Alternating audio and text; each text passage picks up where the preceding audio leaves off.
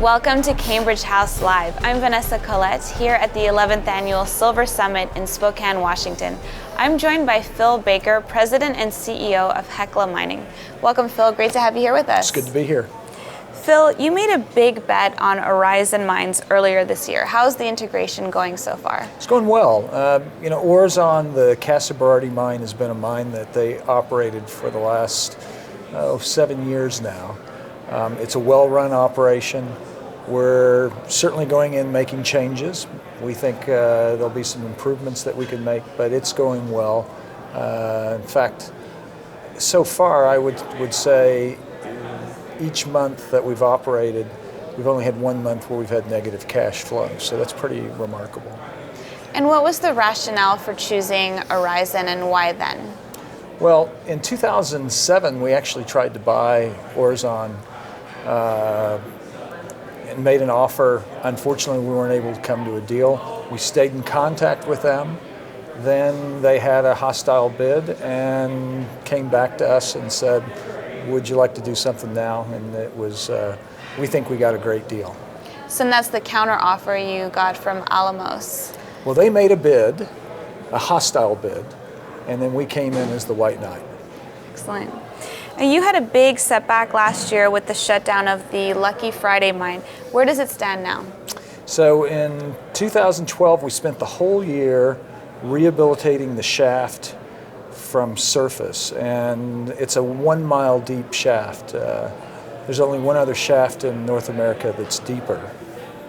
So that was quite an undertaking to get that put back into really pristine condition. We finished that at the beginning of this year, and then we spent the most part of the first half of the year going in and rehabilitating the mine. We did about 13 miles of rehabilitation of the haulage ways, putting everything into really perfect condition.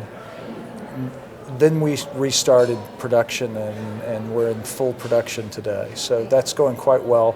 Next year we'll see the mine at its normal 3 million ounce rate.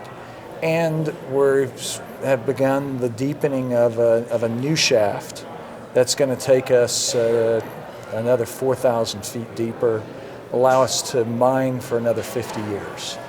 So have you fully recovered financially from that closure? Yeah, we actually were fortunate because of the strength of our mine in Alaska, Greens Creek. We never really felt any financial stress. We have a very strong balance sheet.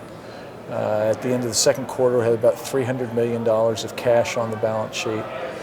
So, yeah, this has not created a problem for us.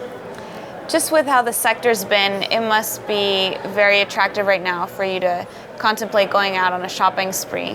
Where do you currently stand on acquisitions, M&A? So we're in an ongoing process of evaluating companies to either invest in or to acquire.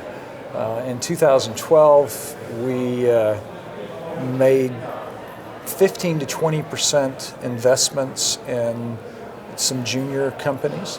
We're continuing to look at those opportunities, but we're also looking at additional acquisitions on top of what we did with Horizon.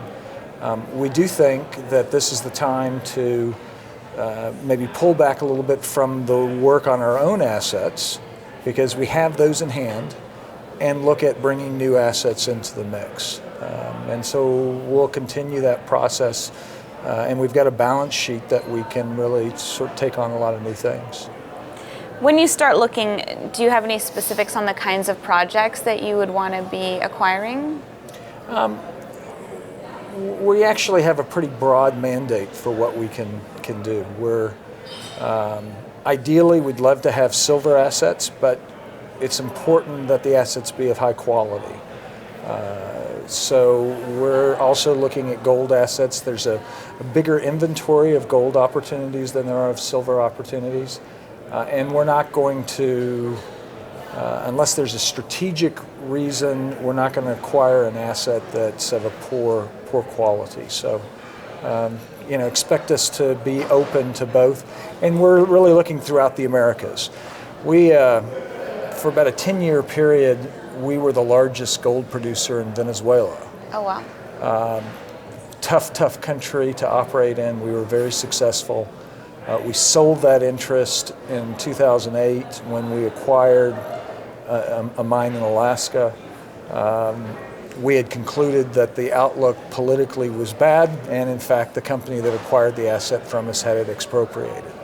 Wow. But we're prepared to go into other parts of the Americas. What was your strategy behind the $500 million note? Bond offering? Yeah. So in acquiring Orezon, we really wanted to have as little dilution as we possibly could have.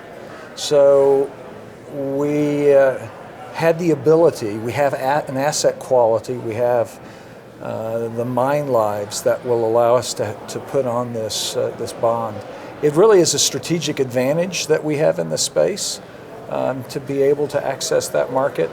And so in looking at acquisitions, we consider, can we use debt to make those acquisitions rather than equity? I'd like to talk about your investment into Brixton Metals. What was the strategy behind that, and why was it that they're the only junior exploration company that you publicly put money into? No, well, we've actually done 3 different exploration companies. Okay. So another one, Dolly Varden, is another one that we have a 20% interest in, roughly 20%. All of these assets are assets where they're not yet developed far enough where they're ready to be a mine. There's still a lot of work to be done. And rather than taking on all that risk, we made the decision to make the investment in those junior companies.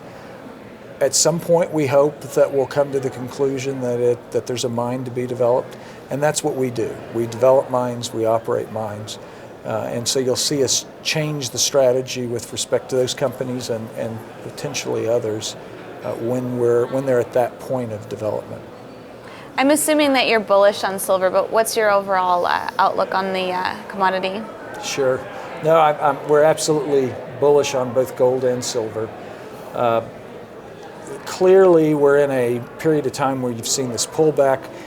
Gold is down 35% from its highs, silver's down about 60%.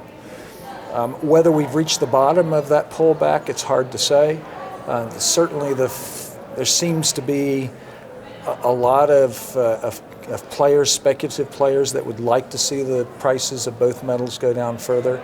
And so we're building our business to be able to withstand that, should that occur. But we're also building the business for when that turns around, because it will turn around. It's going to turn around in a dramatic way. And you think about the monetary easing that we've had and the amount of currency that's now in the marketplace, and you think about the fact that this currency is not turning over very quickly. People are not spending money. The U.S. government, the other day when it had a limit on how much debt they could raise, there was actually 5 companies that had more cash than the U.S. government had. They're not spending that cash, but they will. And when they do, that's when you're going to see this inflation. And the government is going to want to pull that money back in. And we're convinced that that's going to be very difficult politically for that to occur. And when that happens, you will see the gold and silver price explode.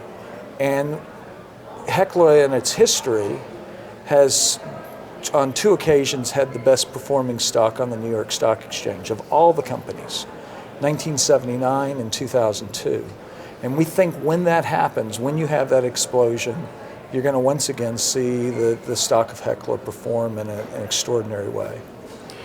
Now, Phil, have you ever considered any hedging strategies specifically to lock in some of these low silver and gold prices for 2 or 3 years? Our hedging is twofold. One is we hedge our base metals. So we produce lead and zinc.